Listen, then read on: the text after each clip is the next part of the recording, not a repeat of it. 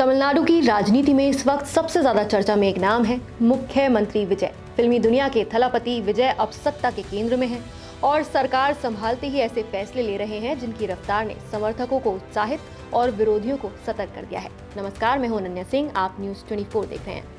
नई सरकार बने अभी 72 घंटे भी नहीं हुए, लेकिन स्कूलों और मंदिरों के पास शराब की दुकानें बंद करने से लेकर करोड़ों घरों को मुफ्त बिजली देने तक विजय सरकार लगातार ऐसे फैसले सुना रही है जो सीधे आम लोगों की जिंदगी को छूते हैं।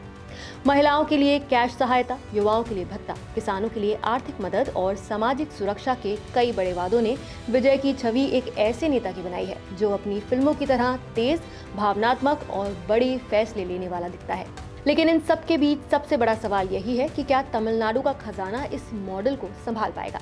तो सबसे पहले ये समझना जरूरी है कि विजय की राजनीति की ताकत क्या है। जोसेफ विजय सिर्फ एक अभिनेता नहीं रहे, बल्कि दक्षिण भारत में एक बड़े जननायक की तरह लोकप्रिय हुए। उनकी फिल्मों में अक्सर वो किरदार दिखा जो सिस्टम से लड़ता है, गरीबों के साथ खड़ा होता है और बदलाव लाता है। यही छवि उन्होंने राजनीति में भी उतारी। 2024 में तमिलगा वेट्री कज़गम यानी टीवी के बनाकर विजय ने चुनावी मैदान में एंट्री की और 2026 विधानसभा चुनाव में जनता से बड़े बड़े सामाजिक वादे किए। जनता ने उन पर भरोसा जताया और अब वही वादे सरकार की प्राथमिकताओं में बदलते दिखाई दे रहे हैं। विजय सरकार का सबसे चर्चित फैसला रहा स्कूलों, कॉलेजों, मंदिरों और बस स्टैंड के पास 500 मीटर दायरे में आने वाली 717 सरकारी शराब की दुकानों को बंद करना।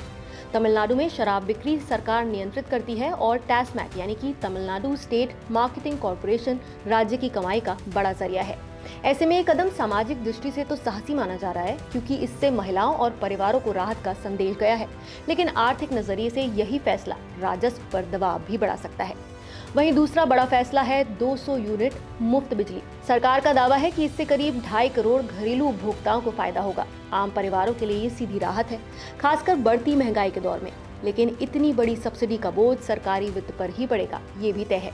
नशे के खिलाफ हर जिले में एंटी नारकोटिक्स टास्क फोर्स बनाना और महिलाओं की सुरक्षा के लिए सिंह स्पेशल फोर्स शुरू करना विजय सरकार की कानूनन व्यवस्था पर आक्रामक छवि दिखाता है।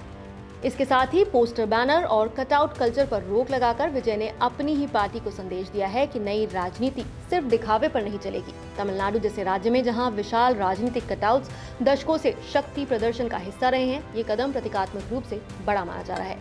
लेकिन असली चुनौती चुनावी वादों की पूरी सूची है। महिलाओं को हर महीने नकद सहायता, किसानों को वार्षिक मदद, मुफ्त LPG सिलेंडर्स, स्कूली बच्चों की माताओं को आर्थिक सहायता, मजदूरों को कैश सपोर्ट और युवाओं को बेरोजगारी भत्ता। इन योजनाओं का कुल अनुमानित खर्च सालाना करीब 1 लाख करोड़ रुपए तक पहुंच सकता है।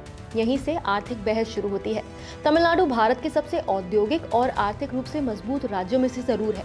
राज्य का टैक्स बेस अच्छा है, उद्योग मजबूत है और GST कलेक्शन भी बड़ा है। लेकिन राज्य पहले से ही भारी कर्ज के बोझ में है, जो करीब 7 लाख करोड़ रुपए के आसपास बताया जाता है। ऐसे में अगर एक तरफ शराब बिक्री जैसे बड़े राजस्व के सोर्स सीमित होते हैं और दूसरी तरफ सामाजिक योजनाओं पर खर्च तेजी से बढ़ता है, तो सरकार को या तो नए संसाधन खोजने होंगे या फिर टैक्स बढ़ाने होंगे या फिर बजट संतुलन के लिए दूसरी जगह कटौती करनी होगी।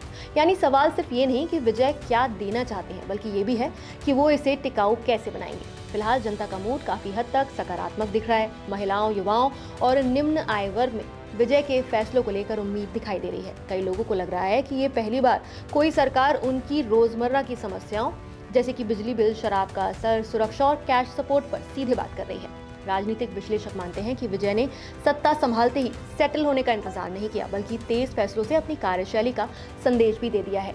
ये उन्हें पारंपरिक नेताओं से काफी अलग बनाता है। लेकिन कई लोग कह रहे हैं कि राजनीति फिल्मों से काफी अलग होती है। फिल्मों में हीरो फैसले लेता है और कहानी उसके पक्ष में मुड़ जाती है, लेकिन सरकार में हर फैसले के पीछे बजट, प्रशासन, राजस्व और लॉन्ग टर्म असर जैसे कई कठिन सवाल होते हैं। विजय ने शुरुआत ऐसी की है जिसने तमिलनाडु ही नहीं पूरे देश का ध्यान खींच लिया है। अब असली परीक्षा ये होगी कि क्या वो अपने फिल्मी हीरो वाली छवि को आर्थिक और प्रशासनिक हकीकत में बदल पाते हैं या नहीं। सीधी भाषा में कहें तो विजय ने जनता को बड़े सपने दिखाए हैं। अब नजर इस पर है कि ये सपने विकास मॉडल बनते हैं या फिर राज्य के खजाने पर एक बोझ। आप इस पूरे मुद्दे पर क्या कहना चाहेंगे, हमें कमेंट करके अपनी राय जरूर बताइए। नमस्कार, मैं हूं मानक गुप्ता। अगर आपको हमारा ये वीडियो पसंद आया हो तो इसे लाइक और शेयर जरूर करें और हाँ, हमें सब्सक्राइब और फॉलो करना ना भूलें ताकि आप देश और दुनिया की कोई खबर मिस ना करें। तो जुड़े रहिए हमारे साथ और देखते रहिए न्यूज़ 24।